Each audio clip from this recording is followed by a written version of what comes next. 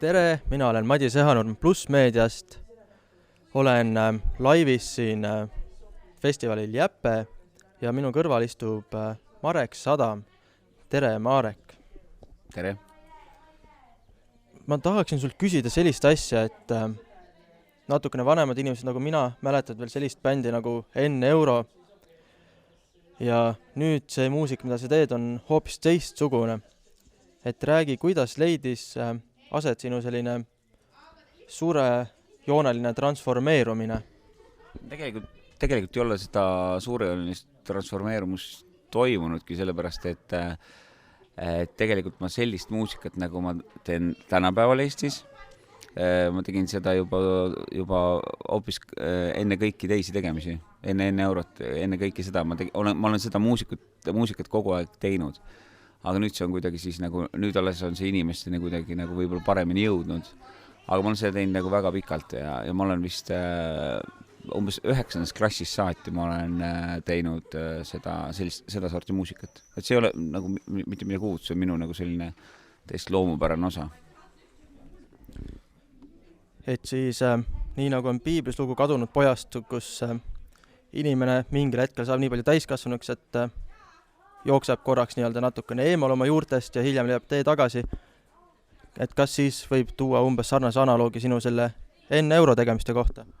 Ei, ma ei tea, sest ma olen ikka nagu mõtlen, et tähtis on ju see, et muusika puhul on tähtis see, et sa nagu ise teed ju kõigepealt endale muusikat, mitte kui sulle endale meeldib midagi teha, siis küll see jõuab nagu laiema üldsuseni lõpuks ka, et see muusika on niimoodi vaikselt kogunud endale kuulajaid ja ma olen seda kogu aeg teinud. Et ma ei ole selles mõttes selle muusika koha pealt või selle vaimsuse koha pealt enda jaoks kadunud olnud.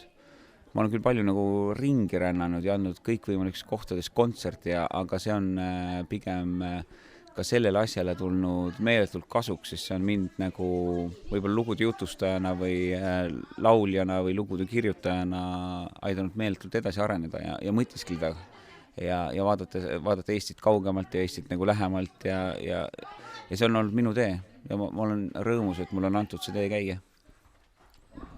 Meie oleme ka rõõmsad, et sa oled täna just siia festivalile jõudnud. Räägi, kas täna esineda kuskil noorte festivalil, kus su kuulajateks on teismelised, et kas see erineb kuidagi sinu tavapärastest kontserditest või valdab siin mingi teistsugune tunne näiteks?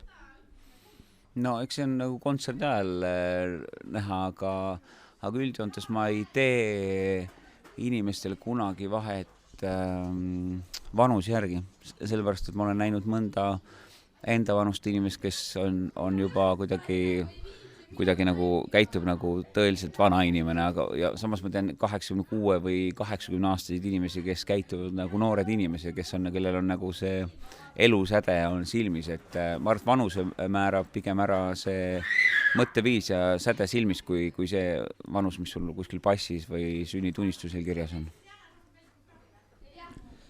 Selge. Aga nüüd, kui sul on viimased pool minutit midagi öelda, mis sa tahad hingelt ära saada, mis see siis oleks? Ja võta arvesse ka seda, et sinu publikuks on noored. No noortele ma kuidagi pannaks südamele seda, et millega ma tavaliselt kontserdiga lõpetan, on Sadamsilla kontserdid ka näiteks või kontserdid, mis me anname Tõnu Laikrek kahekesi.